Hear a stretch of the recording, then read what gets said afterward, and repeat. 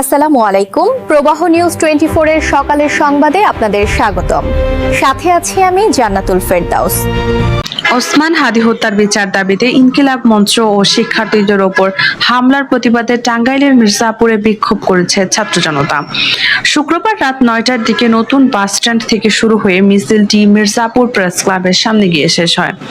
এ সময় শিক্ষার্থীরা ওসমান হাদী হত্যার দ্রুত বিচার ও পুলিশের হামলার তীব্র নিন্দা জানান।